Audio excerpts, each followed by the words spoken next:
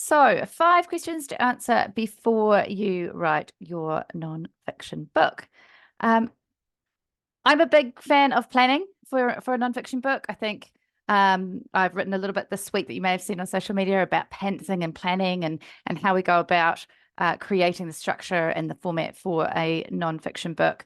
And there is a little bit of a balance between the two, but I think that if you're planning to write a book, it's obviously a huge undertaking, and so the more you can get clear in your mind before you start and on the page where you're going, what you're trying to achieve, then the more streamlined your journey is going to be, the more focused your book is going to be, and the easier it is to get to that outcome. So before we start, some of you know me, just a little bit of info. I'm Christine, obviously, from bookcoach.co.nz. I am an author, nonfiction author, and a nonfiction and memoir book coach certified by Author Accelerator, which is an outfit in the United States that trains book coaches. And I support purpose-driven experts, thought leaders and coaches, people who have something to teach and a story to tell, or just a story to tell in the case of memoir. I work at the beginning of the process and through the process of writing the manuscript. So my magic is around helping you take that vague idea, shape it into a compelling concept, with a marketable concept, and then turn that into your manuscript. So as a book coach differs from an editor in that I come in that beginning part of the process, shaping the book and getting it onto the page. And when you're ready then to get it edited, it goes to someone who is an expert in that field. I also help with book proposals for those who are aiming to follow a traditional publishing path. And for those who are self-publishing, I can connect you with people who can help you to do that too. So if you have something to teach, a fresh perspective to share, a story to tell, or all of the above, and you're wanting some support, then you're in the right place. At the end of today, I will briefly tell you about how you can work with me, and there is a special offer. But my intention today is that if you're here and you follow along, do the work, you will leave here having made tangible progress towards defining your book idea. I'm just going to keep checking as we go that nobody is waiting in the Zoom room to be admitted in case they are late. Nope, I think we're good. Okay. So actually, let me just try that one more time. Too many screens. Zoom. Yeah, okay. Right. So let's crack on. So for today, my idea is that this is the first in a series of monthly workshops. We'll see how we go, but the idea is that each little burst helps you move a little bit closer to your goal of writing a book this year. As I said, the idea is that they're short and sharp, around about 30 minutes. So we will move quite quickly. You can stick around at the end if you want to, and I will send out the worksheet afterwards and the recording if you want to come back to anything. I will be giving you a series of questions and sub-questions, and then we'll pause for a few minutes while you bash out your answers. If you're watching the replay, please do the same. The time is the pressure cooker here. So the fact that you've just got a couple of minutes to give your instinctive answers to these questions sort of forces that out of you. You can come back and finesse them later. Most of my clients are writing some kind of book with something to share, some sort of a framework to teach or a philosophy mixed in with story. So if your book is a pure memoir, you will have to think about how to apply these questions to your work. You might have to think a little bit outside the box, but they will still apply and they can get you approaching your book in a slightly different way. So grab the worksheet, set aside any judgment of what you're writing, and just see what comes to mind with the questions that we work through. So let's dive in. So the first question is, how will your book make an impact? Now, most of my clients are quite ambitious people and they're driven by a purpose. So they have a big idea and a desire to drive some kind of change or to help people see the world differently, or navigate just life and work with a compassionate roadmap. So a book is obviously a big project. It's a labor of love, as you probably already know, and it's going to take up a huge amount of your time. And there's no guarantees at the end of it. This is the arts, right? So we need a powerful motivator to help you return to the page when the doubts kick in, as they inevitably do. And when, other competing demands on your time mean you could easily put it to one side, and before you know it, a couple of months have gone by and you've lost touch with it. So that need to push through it's the knowing the impact that you want it to have, knowing how it could shift something will help you to come back to the page, to keep putting time and effort into it, even when it feels like it's a little bit hard. So, of course, that impact isn't guaranteed. We can't actually decide ahead of time exactly what that will look like, but knowing what you want, what impact you want the book to have, knowing your desired outcome can help you right towards that. So, what does that look like? I want you to get really specific here about the impact. Are you wanting to educate? Are you wanting to teach something that you know, or a methodology that you've developed? Are you wanting to inspire others, either by sharing your story or a philosophy that you've developed, or a way of living life? Are you wanting to encourage the readers to actually do something differently? Or perhaps your book is about capturing your knowledge and leaving a legacy. One of my clients, it's about her family. That's it. She's very clear. She's writing this to explain why certain things unfolded the way they did for the purposes of the family legacy. But most people, it's beyond that. It's the legacy goes to their clients, goes to the readers, goes to a bigger section of the community. Or maybe you want to share or even create a framework. And in my experience, it's not uncommon. I'm trying to think how many clients it happened to last year, but there are at least 4 I can think of off the top of my head, where they had a framework that they'd been working with as a coach or as a teacher over time. And the process of writing the book, of shaping it onto the page, actually drove a big shift in the way that they do that. So they've actually gone back and then reworked their methodology because of the aha moments that unfolded through the process of writing. So that, again, pressure cooker of pushing the words onto the page actually helps to clarify your ideas and your processes.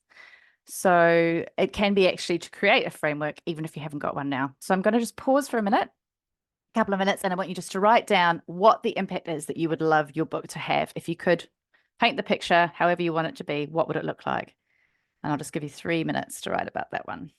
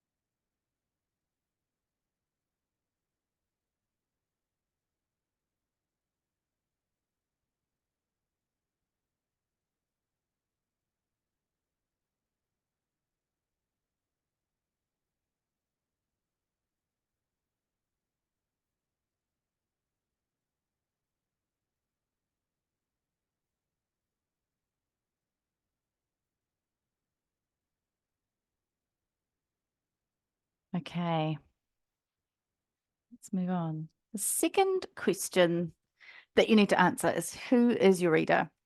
Now, this is a quote from AJ Park's new book, which is called Write a Must Read Book. And it's about knowing that, sorry, stuck there. Knowing that a book is not about something, it's for someone. So who is it for before you start writing? And you might initially feel some resistance around this. Some of my clients do. But if you have any background in marketing, you'll know how important it is to know who your ideal client or customer is before you start writing your copy, your Facebook ads, your social media, anything like that. You might have multiple different customers, primary and secondary, but you must know who you're talking to so that you can speak to them in a way that it will resonate and your material, your copy, your ads will have impact. And it's the same with a book.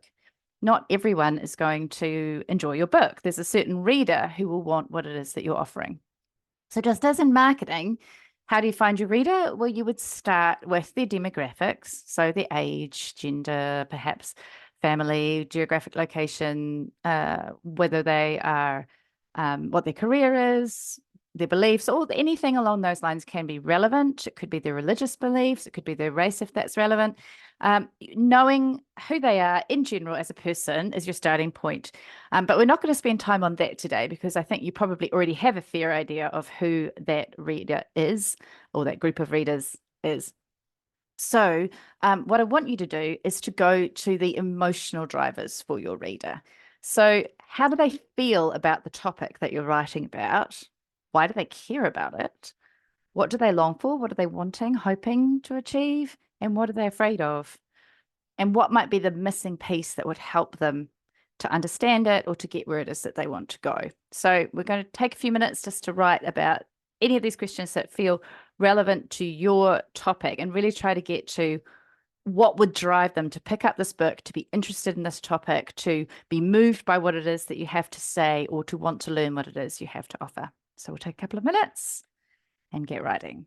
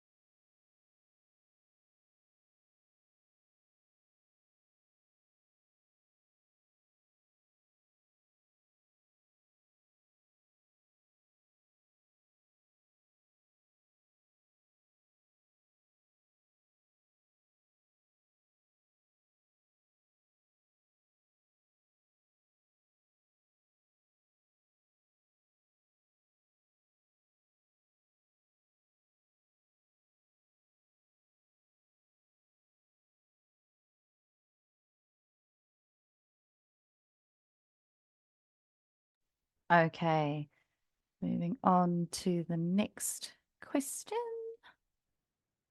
We'll go. Okay. So the next question is designed to get to the essence of your book. And it's what transformation are you offering? Or to look at it another way, what problem are you solving? And at first, it may not seem like you're solving a problem or offering a transformation, especially if you're sharing a personal story, writing a memoir, or a philosophical book. But as the saying goes, time is our most precious commodity. And so we want to identify what that compelling reason is for your reader to spend time with your book. What's on offer? What's in it for them, essentially? And no matter whether it's a memoir, a how to, a self help book, or something, or a teaching book, something will have shifted in your reader by the time they close the book. An inspiring tale leaves us with something to think about. We're not the same person when we put the book down as we were at the beginning because we see things from a different perspective. So, what's your transformation? And again, get specific here. What does the reader feel, do, or know around your topic at the beginning when they pick up the book? What are they, how are they operating around this topic? Where are they on their personal journey? And what do they feel, do, or know at the end? And then how has that shifted? So, if it's your journey or story that you're sharing, how does it move the reader or cause them to think differently about the world or their lives or what's possible for them or what's possible for others? You know, when you read a tale of resilience, you really, and even if you think I could never do what that person's done, it does expand your view on what's possible, right? Or what you might be able to get through if you had to. So have a go at answering these questions. If it's an education text, then of course it's obviously a little bit more obvious, a little bit clearer, but see how your work, your story, your book can move the reader. We'll just give this a couple of minutes.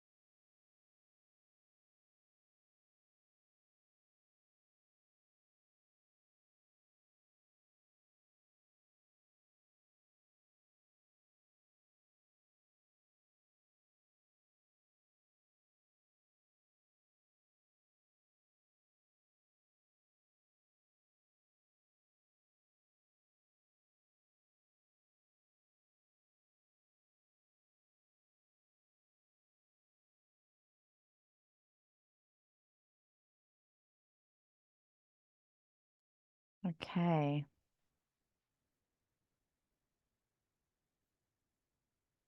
So the next question is, how will your book serve you? Because again, with that idea that it's going to take a lot of your time, you've got to know why you're doing this and how it fits with the other things that you have going on, either in your work or in your personal life. This will help you maintain your focus because you know where it fits in the other things that you have on your plate. So here are some ways that a book, a nonfiction book in particular, can serve you in your work. So it can be a calling card, something that you offer to potential clients, people who might want to work with you, so that they can understand your philosophy and decide whether or not you're the right fit for them. It can be a sales tool, it can be a lead magnet, something you offer for free on your workshop, or a low cost offer. So if you have a service that is a higher end service, but you want to have something to provide people with breakthroughs at a lower cost, then the book can serve that purpose. It can build your profile both as an author and a speaker. So a book is a great entry point to podcast interviews, speaking engagements, workshops, and so on. And of course, you can sell the physical copy of the book there too. So it can be both an add-on to speaking engagements and a way to help you secure those too. Personal legacy and achievement. I mean, that's always on the list for clients that they've wanted to write a book for a certain amount of time, maybe their whole lives, and it's something that they really want to tick off. I'm always conscious though that that isn't quite enough. You've got to think beyond that as to why else you should actually dedicate your time and energy to this too.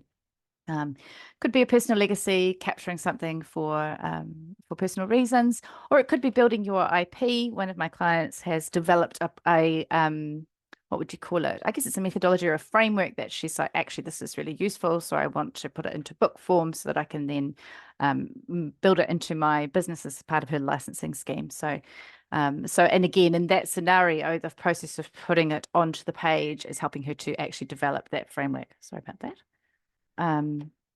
To actually map it out and create that intellectual property from it. So we'll just take 2 minutes just to jot down exactly how your book is going to serve you to help you keep that focus on why you should commit to this.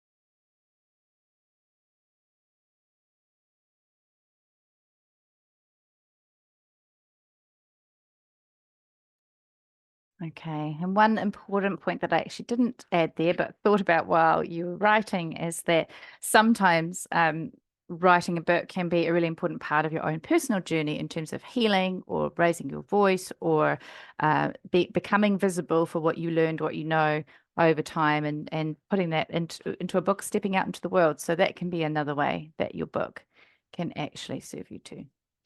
All right. Now, the final of the 5 questions is how will you get your book out there? And while at this very beginning point, it might feel like it's too early to think about the publishing options, in my view, it's good to go into any major project with your eyes wide open. And that means being really mindful of how you're going to get your book in the world, because it does take work, it does take perseverance, it can be very challenging. And it's good to have that in mind from the beginning so that you have a general sense of where the path might lead to. And that might be pitching your book to a traditional publishing house. It might be self-publishing, and that could be print books, it could be ebooks, it could be audiobook, or all of the above, or some of the above. Or you can do something in between where you work with a hybrid publisher where you invest in the production costs of your book and they take care of the sort of publishing side of things and distribution. And there's various forms that that arrangement can take. So there are pros and cons to all the pathways. It really comes down to things like your goals, your concept, whether it's marketable to a wider audience or niche to the people that you work with. The time frame, traditional publishing can take quite a long time. 12 to 24 months would be pretty standard. So if you're on a tighter time frame, then sometimes you can get that happening faster in the self-publishing or hybrid publishing scenario. Of course, your budget, what role the book plays for you in your life and your work. And then, of course, whether you have an audience, how you plan to get it out there. All of this is big stuff. But I guess it's just from my point of view to have you mindful of actually what am I going to do here? Why am I doing this? And where do I want to take this? Where do I see this going? Usually my clients will have a couple, they might have a plan and then a plan A and a plan B, and it's quite loose at the start of the process, but they're just mindful of where that's going to lead. And if you do have a platform, an audience through a blog, a website, video channel, social media, whatever, you can think about how you can start to grow that as you write and share the journey along the way. So that's really just something to keep in mind. I'm not actually going to make you do more than just sort of jot down what you think you'd like to explore in that sense, because the good news is that you don't actually have to decide right now. Unlike with a novel, with a nonfiction book, you can actually pitch it to a publisher before it is complete, but that would be on the basis of a fully mapped out proposal, synopsis, marketing plan, so on, and some sample chapters. So it's really about making the case for the book because the publisher is going to invest in it. It's a business at the end of the day. So that's where this process of getting the concept right at the beginning, and knowing who it's for, knowing what the gap is in the audience, how it's going to help them, who that reader is so important. And it's important even if you're marketing the book yourself, because you've got to know who you're going to be talking to, right? So that's why I take my clients through an intense planning and concept development phase at the beginning of the process, which is what I call my roadmap for a book. And then once we've been through that, they're in a much better space to make that decision about actually, how do I get this out into the world? So take a second, jot down what you're thinking about publishing options. It might feel too much at the beginning, but it's just to have that in your head about where you might go. So we'll just take a few seconds there.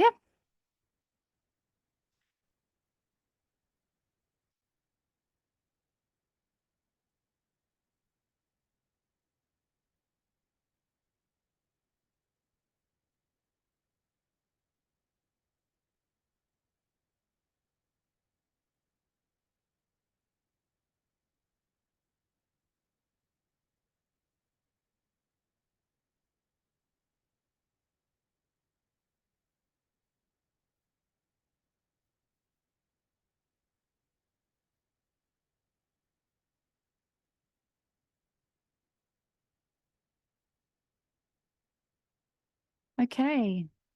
So when I talk about getting the concept right, that's what we do in my roadmap for a book program, which is we do this deep work together of defining your concept and planning your book. It's a 10+ lesson program where you'll be guided to define your idea, position it in the marketplace, map the reader's journey from start to finish, design your structure, plan out the table of contents, and start writing. So you get the first chapters of your book, which would become the sample chapters in a book proposal written. And I say 10+ lessons because the lessons are assigned according to your project. So if you're doing memoir versus a teaching book, there'd be different lessons that are allocated to you. So once you get started, we look at allocating the correct ones. And I get to know what you're working on from the beginning. So you work through the lessons at your own pace. That takes anything, usually 6 to 12 weeks is a good time frame for most people, but I have had people do it in 10 days where they've been really focused and really want to smash out the work.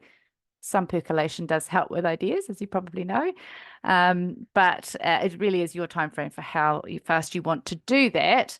But alongside that, there's 6 months support as you work through it. And that comes in the form of weekly community writing sessions, group coaching sessions. I'm doing that for the first time this quarter. We've got 6 group coaching sessions coming up where you can ask questions on wherever you are at in the roadmap.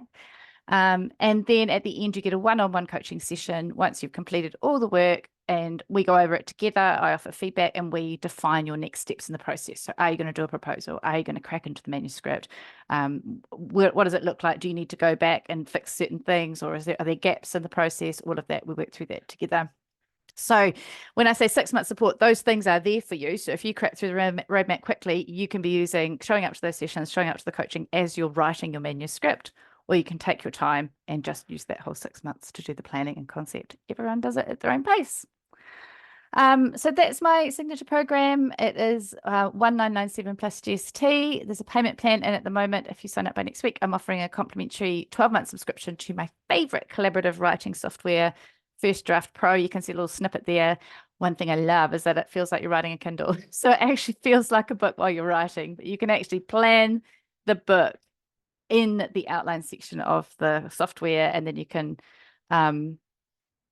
click across and drag and drop into your manuscript. And if you've worked on Scrivener, it's similar, but probably a bit simpler to use, I think. And also we can collaborate on it online. So that's why I love it with clients, because we can collaborate just like on Google Docs. So it's pretty cool. So if you'd like to know about that, you can find out more at bookcoach.co.nz/roadmap. And that is all I wanted to cover today. So if anybody has any questions, you are most welcome to unmute yourself now and fire away. Otherwise, thanks for coming. And oh, there's Kathy. Let me ask you to unmute. Let me see. Oh, hi. Oh, no, hang on. Sorry. I think I muted you again, Kathy, after you just clicked unmute. Sorry. Here we go. Can you hear me? Yeah. Thank you so much for that. I'm going to have to race off, but that has given me a lot to think about. A lot. A lot. I did race through at breakneck speed. This whole 30-minute thing might take me a little bit of getting used to, but yeah. No, yeah, so helpful. Yes, I may have to rethink a few things potentially. All right. Well, it's good. Yeah. Excellent. Okay, Right. I have got to go. Thank you very much again. Awesome. Thanks for coming along. See ya. Yeah. Cool. Yeah, I got lots of insights too. Yep, I enjoyed it. It was a really good process for me, I think. Yeah. Really Fantastic. happy actually. Really Yay. good. That's excellent. Sounds like the timing's really right for you, Flo. So that's brilliant. Yeah, no, it's good. It's really good. I'm loving it actually. I'm loving what you're offering, what you're doing. It's just really just up it's just fits with my soul. So it's just all good.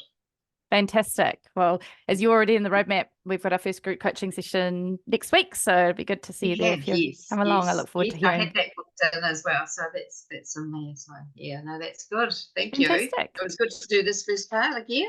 Yeah, good. Yay. Love it. Thank you for coming along. See you next week. See you. Bye. Yeah. Okay.